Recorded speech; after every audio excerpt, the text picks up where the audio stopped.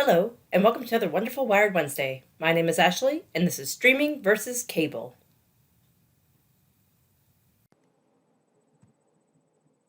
What is streaming? Streaming is when people watch TV or listen to media, such as podcasts, music, etc., on their device, and the media being played is stored in another location and is transmitted a few seconds at a time over the internet. What do you need to stream? A strong internet connection.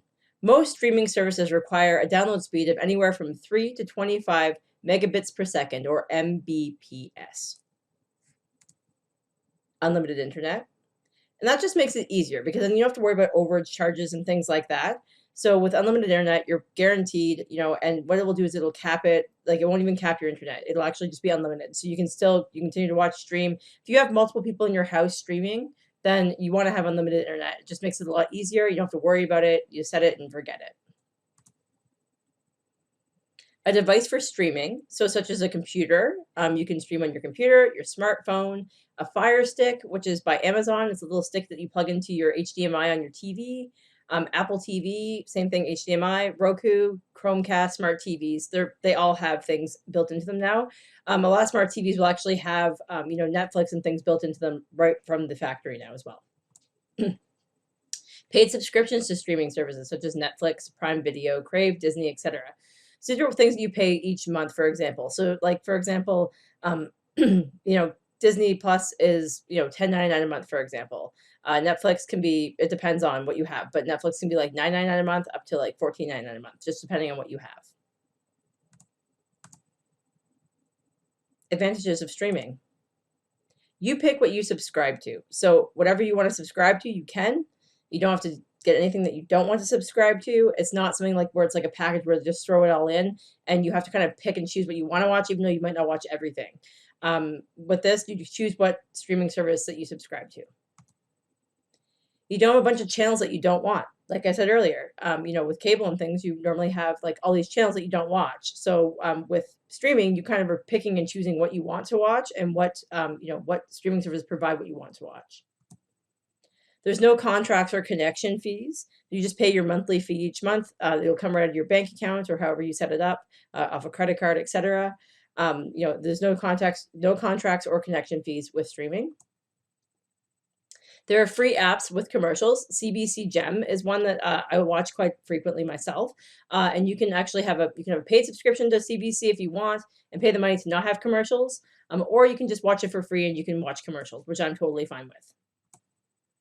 It can be cheaper than cable depending on how many subscriptions you have. So keep in mind too that each one of those subscriptions, costs so much per month. So if you start, subscribing to everything, then you're going to be, lots and lots of money. But if you find like, 3 or 4 streaming services that you want to subscribe to, it can be way cheaper than cable and such. There's also trial periods on streaming services. So, when you go to, say, Disney Plus, you've never used Disney Plus before, you can do a 7-day free trial. You can do that and you can try it out and see if you like it. And then you can just unsubscribe if you don't like it, and then it won't charge you anything. I've done that myself with different ones to see if I like them before I actually, wanted to subscribe to them. And certain ones I was like, oh, this is great. Yes, I do. And other ones, not so much. So, you can kind of pick and choose what you want to do. Advantages of streaming continued. More than one person can watch different things on different devices at the same time. So, for example, you are in your, your room watching it on TV. Your child has a tablet; they can log into the streaming service and they can watch it on their tablet, and that kind of thing as well. So you can have multiple people on the streaming services at the same time, which is pretty great. You can watch your shows wherever you want to. So, like if you watch your shows whenever you want. So you can basically go in and you can, if there's a certain show that you like and it's coming on, you can watch it, that way as well. If you subscribe to cable, cable and TV, you can do that sometimes through there as well. You can add on like Bell or something like that as well as an app, things like that as well. Like you have both.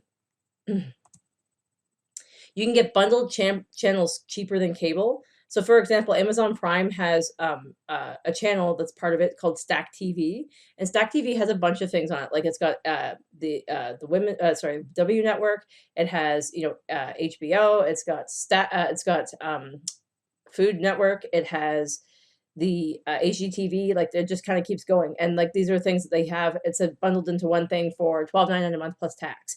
So, and you can watch those things and it's on demand. You watch it whenever you want to watch it. It's pretty great that way as well.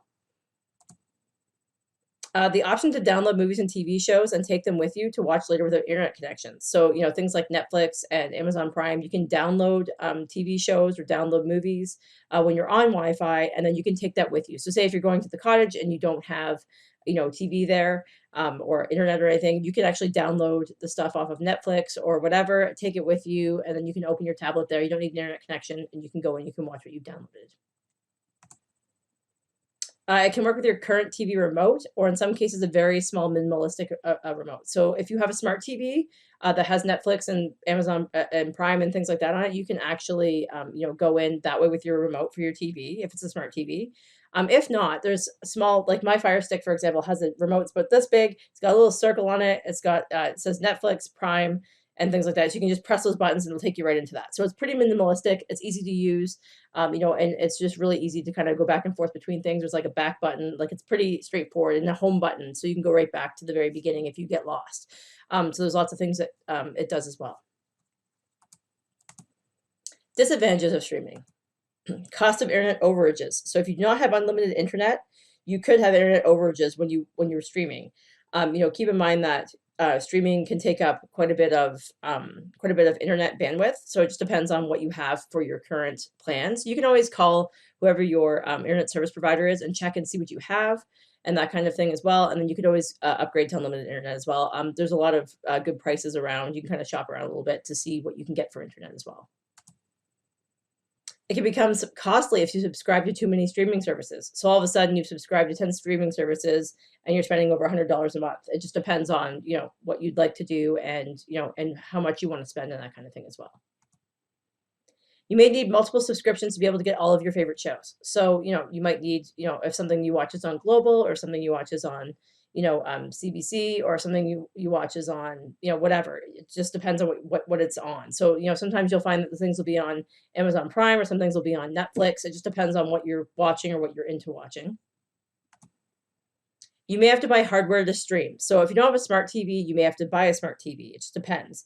If your TV that you have now is just a regular run-of-the-mill TV, but it has an HDMI port in it, then you should be fine to, to plug into those things if you want to buy like a Fire Stick or if you want to buy, a Chromecast or like any of those kinds of things as well. It's a one-time purchase instead of paying rental fees for a cable box. So that's something that people do, that you have to kind of rent your cable box or buy it outright when you have cable. This way you're doing a one-time purchase. I think my Amazon Stick was $39 and stuff when I bought it. So it's pretty cheap to start up and to try it out. So what is cable? Cable television is a system of delivering television or programming to consumers via radio frequency.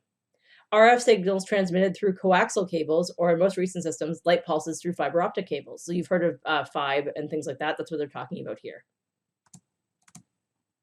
What do you need for cable? You need a TV. A coaxial cable. So it's like that little white cable that comes into your house that you'll see, and you have to actually like kind of screw it onto like your TV and screw it onto like the cable box as well. A cable box itself. So that's something you would get through whatever provider you're using. And an HDMI cable in some cases. Just depends on what kind of cable that you're subscribing to. Advantages of cable. It's cheaper and bundled with internet and home phone. So if you bundle everything together, so say for example, if you're with Bell or Rogers, and you all of a sudden you're getting you're getting better internet, and you're getting cable and you're getting home phone, they can bundle those together and make it cheaper for you. So if you have your internet through one company and your phone through one company, it might not be, or like your cable through one company and phone, etc. It can kind of like add up. So this way they bundle it together and they give you a bit of a discount on that package.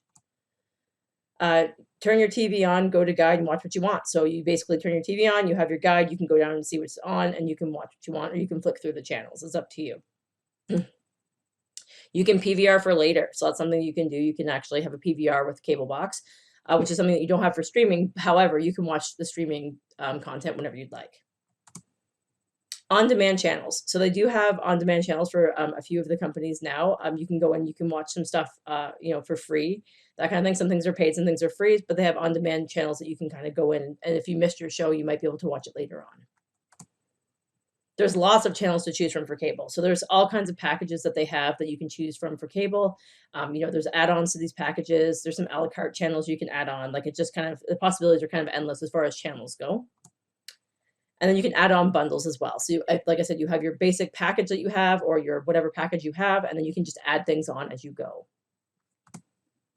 And there's more sports channels than streaming as well. So that's one thing to think about if you are a sports person and you really like sports.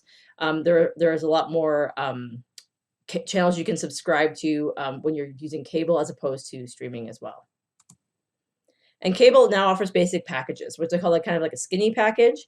They start about $35 a month. So I myself have Bell Alt TV, so that's through the internet. So it still has a guide and everything, but it goes through that way, and I can actually do that, and it's about $35 a month for me to have those. It's just like a basic package. It has like your typical CBC, CTV, Global, things like that.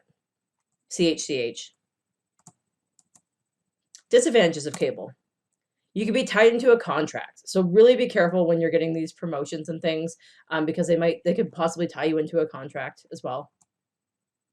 The price of cable can increase after your promotional period is up. So when you first subscribe to cable, they'll give you a deal. So they'll say, okay, for the next year, we're going to take $15 off a month, right? So that's fine. So they take those $15 off a month, and then that promotional period is up, and then your internet goes up, or your cable goes up, or whatever. They do it for all of them. So after promotional period is up, they can add more money to it. A lot of companies now, you'll see like in fine print on the bottom of your bill that the price may go up. It's like the price is subject to change, right? Like they can kind of jack it up a little bit, and then all of a sudden it's getting more and more expensive. This is why people go back and forth as well between companies, because they can get a promotional, you go from Rogers to Bell and Bell to Rogers, because you can get promotional ones each time you kind of switch back and forth. It's a pain in the butt, but if you're trying to save some money, then it does help out that way. It can be very costly depending on what channels and packages you have for cable. So once again, you could be adding on, the HBO, you're adding on Crave, you're adding on, all these movie channels, you're adding on sports channels, you're adding on, et cetera, onto your regular package, and it can really start to add up. There's lots of channels that are included that you may not even watch. So that's one thing my dad always says, is that there's lots of TV channels but nothing to watch. So there's things that you might have but you don't actually watch them. So it just depends on what you're looking for and that kind of thing. And that's the thing about cable, right? They have these packages tied in. They have all these other little channels that you may not watch, but they have the main channels. That's what you want. So you subscribe to that package, and you have to subscribe to another package because only 3 of those channels that you want to watch are on the other package, and it just keeps going. Movie channels are extra expensive add-ons. So to add on movie channels, any of the movie channels basically are, you're looking at really adding up. And then there's an extra remote with a TV with lots of buttons. So the one thing I've found that even people I do tech help with, they're always talking about that cable remote that's got it's got a ton of buttons on it. You don't really know how to use it. It's just you already have your TV remote. You've learned how to use your TV remote, and now you're getting this other remote that's got a bunch of buttons on it. You have no idea what it does. So that's something as well. The other thing about cable, though, is that a lot of the remotes now are voice activated. So that's actually kind of an advantage. But it's voice activated. You can kind of tell it what you want it to do. So that's something that they've added on now to some of the different companies as well. And then you may have to rent the cable box or buy it outright. So, you'll have a little cable rental. It'll say it on your bill, how much you're paying per month to rent the box that you have. Or you can buy the box outright. So then at the end, you get to keep the box. So it's up to you what you'd like to do. But once again, these are just the things that are it's kind of adding up for the cost. You're paying rent per month, things like that as well. Which is better? That depends on you. So what do you need? What are you more comfortable with? Are you more comfortable with cable? Do you want to try the streaming? It's up to you what you want to do. What's your budget? So, can you afford to go through and do cable and have, a bunch of channels and things like that you want? Or, do you want to kind of go a little bit less and try to kind of unplug, as they say, and go to streaming and see what that's like, and how much that costs you per month, and kind of do the comparison just to see. What do you currently have for internet? Would you require a bigger unlimited package? So, if you're somebody who only has so many gigs a month, if you're going to switch over to streaming, you're going to have to up your internet package. So you have to kind of weigh out what the cost is going to be versus keeping the cable that you have, etc. Do you have certain TV shows that you watch every day at a certain time? So if you watch, Young and the Restless every single day, at 5 o'clock or whatever it's on, these are things that you can kind of think about. Are you going to be able to find these on streaming services? So you're going to have to really kind of do a bit of research to see if you can find those shows to watch.